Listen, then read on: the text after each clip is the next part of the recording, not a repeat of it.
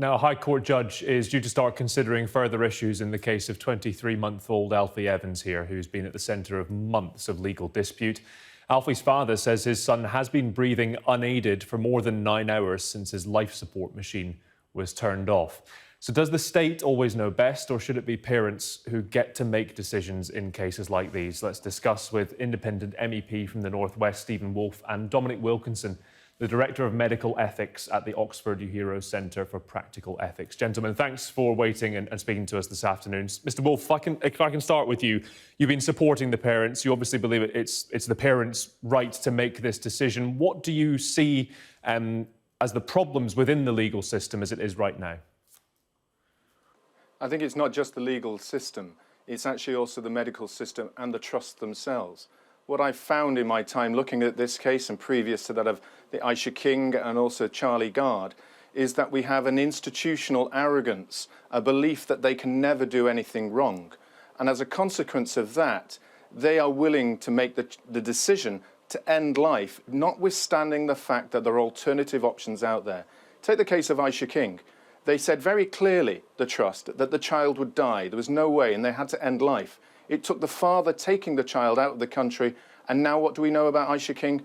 Perfectly alive. And in this case of Alfie Evans has now been breathing for 19 hours, not 9 hours as you just said, 19 hours, when the hospital trust told Justice Hayden in February that once you excubate, he will be dead within minutes or at least a very short period of time. OK, Dominic Wilkinson, what do you think about that? I suppose a lot of people would agree with what Mr Woolfe is saying and saying if there are alternative options being offered and it is possible, why is this child not allowed to go to Rome and be treated by people who want to treat him? Well, I guess the basic context for this dispute is that in this case, as in some of the others that Stephen's mentioned, parents and doctors can't agree on what's best for the child. Now, in that situation, in this country, we think that everything possible should be done to help agreement to be reached. And in fact, in most cases, that is possible. But where parents and doctors can't agree, we don't think that the doctors are automatically right, and we don't think that the parents are automatically right either. We need a third party to come and look at the decision. That's what the courts do in this country. They listen to expert witnesses, they listen to the families, they listen to the doctors, and try and work out what's best for the child. Now, in some cases, as in this case, it's very clear that medicine can't help the child. In fact, in this case, the overseas experts aren't offering any new treatment. They aren't offering any hope of improvement for this child. They merely believe that life support should be continued, apparently at any cost to the child himself, whereas the doctors who are caring for Alfie and the courts have felt that actually this treatment is not helping him. OK, let me just go back to Stephen Woolfe on that. It's not that what you were saying about them feeling that they can do no wrong, Mr Woolfe. It's that the alternatives being offered wouldn't necessarily help Alfie in this case.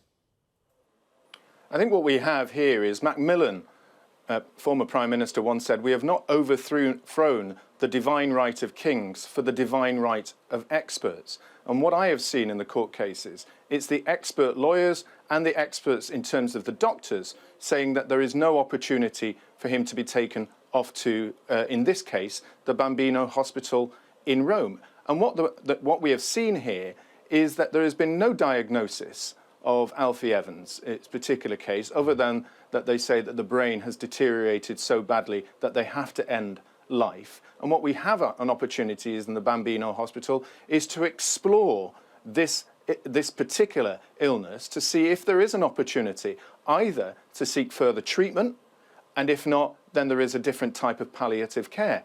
But the key point that we have to ask ourselves is, it's not where you have a situation where there's no offers to help. If you have, as we did in Charlie Gard, Aisha King, and in Alfie Evans, opportunities being offered by countries and hospitals abroad, then in those circumstances, our NHS trusts should allow them to go. OK, just finally, Dominic, I want to ask you, I know you wrote an article after the Charlie Gard case saying lessons must be learned. Have those lessons been learned?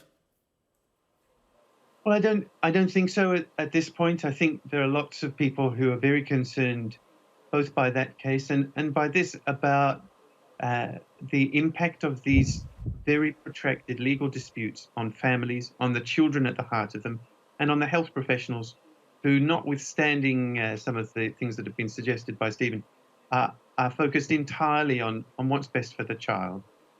So I think there are lessons still to be learned. We need to have ways of trying to mediate these disputes, avoid them getting to the courts, and we need to have ways of trying to resolve these disputes in a way that's that's faster, that's less painful for all concerned. Okay, Dominic Wilkinson, Stephen Woolfe, really appreciate your time, both of you. Thank you.